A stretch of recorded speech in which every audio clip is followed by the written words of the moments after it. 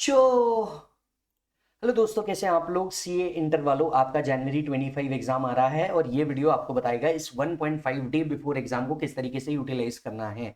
Right, आपकी अगर already अच्छे से प्रिपरेशन हो चुकी है तो आप इसको फॉर्मूले को यूज कर सकते हैं और इस फॉर्मूले को यूज करके हम मैनेज करेंगे कि किस तरीके से वो 1.5 डेज को यूटिलाइज किया जा सकता है। वी ऑल नो हमारा जो डीटीआईडीटी का पेपर है ये आ रहा है 15 जनवरी को, और डीटीआईडीटी का ये जो पेपर है इसके अंदर में कंटेंट बहुत सारा है, तो आपको ये बहुत समझदारी से मार्क्स को क्या करना पड़ेगा, डिवाइड करना पड़ेगा, सो दैट आप क्या कर सकें अपने एग्जाम को अच्छी तरीके से पूरे कर सके। यस, तो चलिए शुरुआत करते हैं। अगर मैं बात करूं इस 1.5 डे को कैसे यूज करना है, तो 13 को पेपर आप दे करके आएंगे लॉ का, और इसके बाद आपका क्या होगा बेटा, टैक्सेशन का पेपर शुरू होने की शुरुआत हो जाएगी।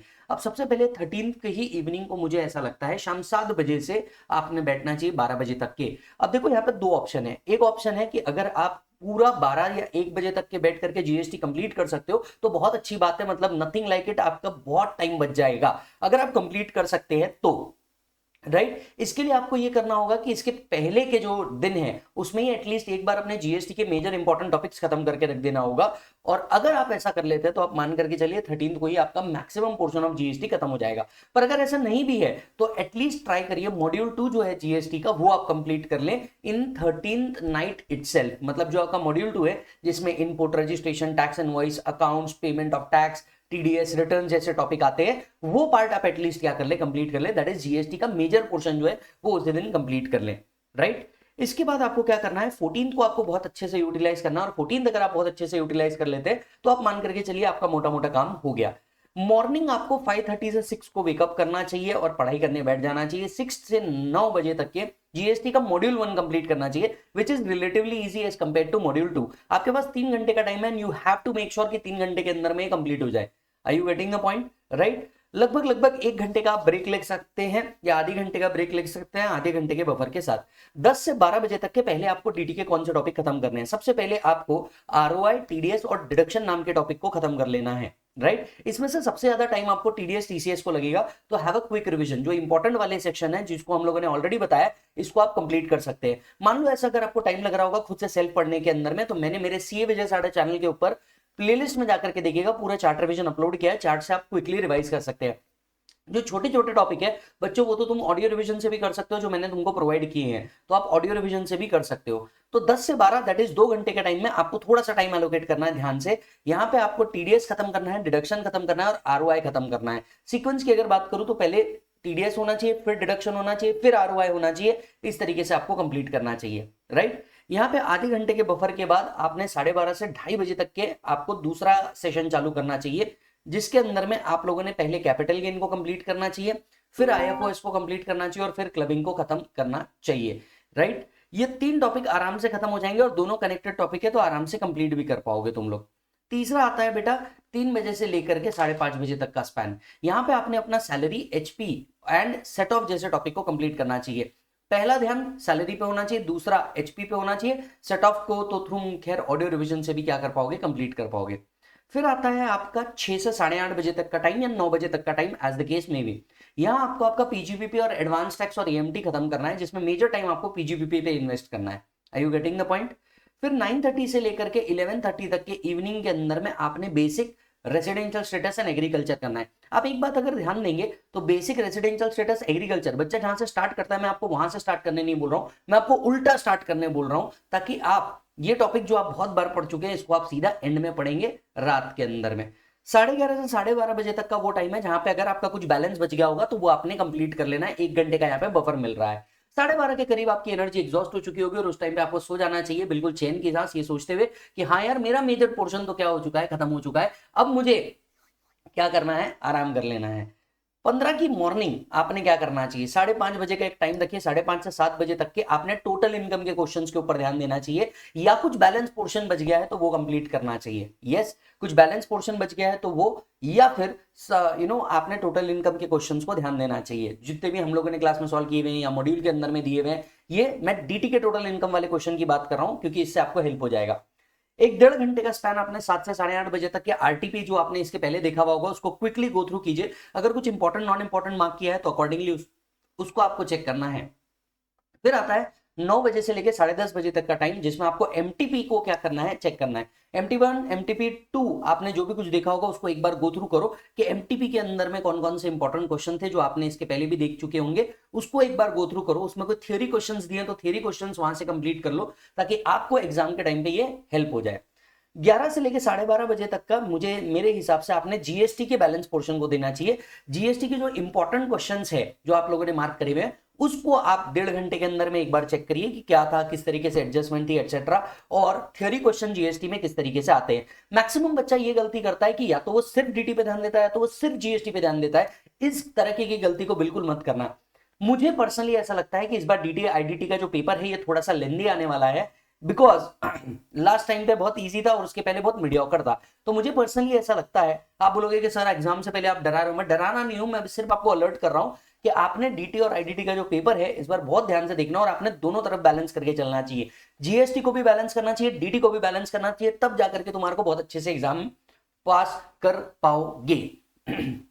अब आप यहाँ पे डीटी आईडीटी का बहुत बड़े सिलेबस को बैलेंस करने के लिए क्या कर सकते हो। अभी भी एग्जाम के अंदर में 12 दिन बाकी है मेरे दोस्तों, तो आपने क्या करना चाहिए मेरे हिसाब से, एक बार जीएसटी के मेजर पोर्शन को आपने पहले ही कंप्लीट कर लेना चाहिए। एक दिन निकालो, हाफ डे निकालो, जीएसटी के मेजर पोर्शन को कंप्लीट करो। ठीक उसी तरीके से आपने क्या करना चाहिए, आपने हाफ डे पहले ही निकाल लेना चाहिए और बचा हुआ डीटी के मेजर पोर्शन जैसे पीजीबीपी हो गया, कैपिटल गेन हो गया, सैलरी हो गया, एटलीस्ट ये 3 बड़े टॉपिक को तो आपने पहले ही कर देना चाहिए। मतलब उस दिन आपने क्या करना है, सिर्फ रिवाइज करना है। अगर आप ऐसा कर लेते हैं तो आपका जो एग्जाम के दिन का लोड है वो बहुत ज्यादा कम हो जाएगा एंड यू विल फील कि यार ये बहुत अच्छा काम हुआ। उस दिन आप सिर्फ एग्जाम में क्वेश्चन एंड आंसर की प्रैक्टिस करते रहेंगे। This will help you lot. एक और चीज मैं आपको बता दूं, मैंने पूरा का पूरा चार्ट रिवीजन आपके प्लेलिस्ट के लिए यूट्यूब सीए विजय साठा चैनल पे अपलोड कर रखा है, तो ये एक बार देख लेना। और छोटे चैप्टर को तो खैर ऑडियो रिवीजन से भी निपटा दोगे तो आपका काम हो जाएगा। यस, एक बात आपको बहुत अच्छे से ध्यान रखनी है, आपका अकाउंट्स का पेपर दोस्त किस तरीके से भी गया हो, लॉ का पेपर आपका किस तरीके से भी गया हो, हर पेपर जितना का आपने ग्रुप का पूरा फॉर्म भरा था, हर पेपर को आपको नई उम्मीद के साथ देखना और नई उम्मीद के साथ आगे बढ़ाना है। अगर मान के चलो पूरा ग्रुप क्लियर नहीं भी होता है पर पेपर में एग्जामिशन भी आ जाता है तो this will help you lot in the upcoming examination. Are you getting the point? तो ये आपको बहुत ज्यादा हेल्प कर देगा। अच्छा, कुछ और बातें, आप एक और स्ट्रैटेजी को फॉलो कर सकते हो, ऑल्टरनेटिव है। अब देखिए, जिस बच्चे को जैसी स्ट्रैटेजी इसमें फॉलो करनी है आप इस तरीके से फॉलो कर सकते हो सकता है कि आप छोटे टॉपिक जितने भी है ना ये आप पहले खत्म कर दो। मान लो आपके अगर अभी आप पूरा का पूरा ध्यान सिर्फ अकाउंट्स पे लगा रहे हो या लॉ पे लगा रहे हो, तो मैं ये कहूंगा कि रोज इवनिंग के 3-3 घंटे के जो सेशन है ये डीटी एंड आईडीटी को भी दे दो। इससे फायदा क्या होगा आपका, अगर छोटे टॉपिक आपके पहले खत्म हो गए तो उस दिन आपको जो बड़े टॉपिक का लोड है वो शिफ्ट करने के लिए आसान होगा। अब देखो, ये सारी स्ट्रैटेजी जो है ये डिपेंड करता है कि आपका प्रिपरेशन किस तरीके से हुआ है, लेकिन एट द एंड आपको कुछ बातें एग्जामिनेशन के अंदर में बहुत अच्छे से याद रखनी है। पॉइंट नंबर 1, पहले एमसीक्यू सॉल्व करे या पहले डिस्क्रिप्टिव सॉल्व करे। देखिए, मेरा मानना एज अ टीचर हमेशा ये है कि पहले डिस्क्रिप्टिव सॉल्व करो, क्योंकि एमसीक्यू ऐसी चीज है जो तुमने इसके पहले कभी नहीं देखी और एमसीक्यू जो आएगा ये हमेशा न्यू होगा। तो मेरा पर्सनली ऐसा मानना है कि आपने एमसीक्यू के ऊपर टाइम नहीं लगाना चाहिए।